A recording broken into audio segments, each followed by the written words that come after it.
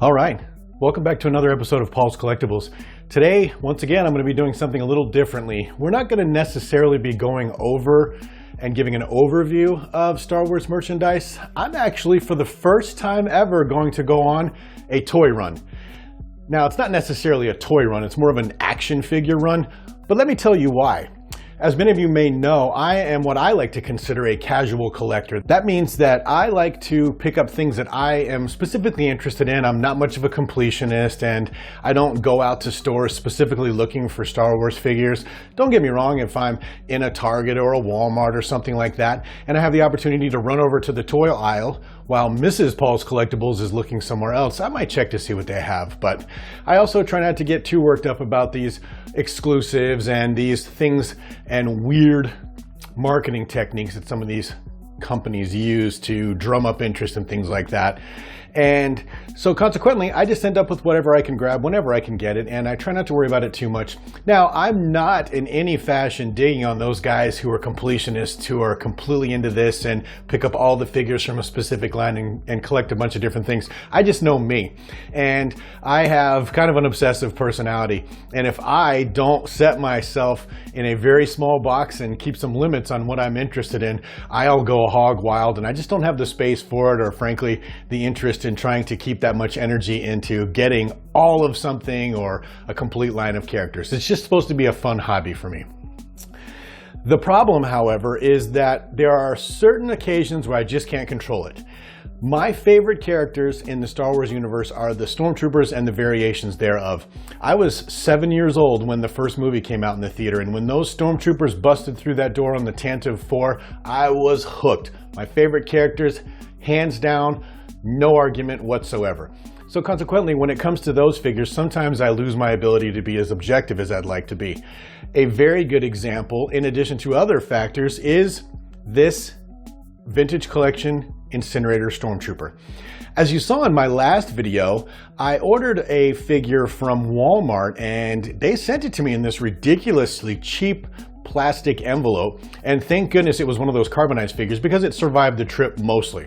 And then I got to thinking, I have the Wal-Mart Exclusive vintage collection Incinerator Trooper coming, and it's on a regular card back, so they're most likely going to throw it in one of those plastic envelopes, and it's going to get to me and it's going to be all torn up. Plus, I also just got an email from them yesterday stating that they're going to push it back a month. I was supposed to get it sometime in December, which is coming up in a couple of days. Now they're saying January. And so I went and looked around on the internet and checked some other YouTube channels to get an idea of what I may be getting into, trying to find this figure. And I noticed that a bunch of my UK and Australian collectors that I like to watch seem to have it already. I noticed Bosk's Bounty already had his, and he already did a review on it. Red Leader 1, he'd already had his and had done a review on it. Sith Lord 229 had his and then unboxed it. And the Forces with Jesse in Australia, not only did he have his in hand already, but he had an opportunity to find like 15 or 20 of them in a Target. And I was also looking around, and someone said that they might be in stores starting today, which is a Monday, November 30th in 2020. So because it's pushed back on the pre-order and I was worried it was just going to be all torn up when I got it, I decided, we're right back to where I started, to do my first action figure toy run. So with that, let's get in the car. Believe it or not, Mrs. Paul's Collectibles wants to go with me, and we'll see what kind of luck we have. So we got to the first Walmart, and I was actually kind of encouraged. There were a lot of Black Series figures there, the regular kind and these 40th anniversary Empire Strikes Back figures. And of course, Baby Yoda was everywhere. And believe it or not, I actually found a Black Series Incinerator Stormtrooper, and I almost picked it up because I was just so excited to see it. But that's not what I collect, and so I put it back and we took off to the next Walmart. In that Walmart, I was absolutely devastated. Except for a couple of Baby Yoda things, there was nothing Star Wars on the aisle.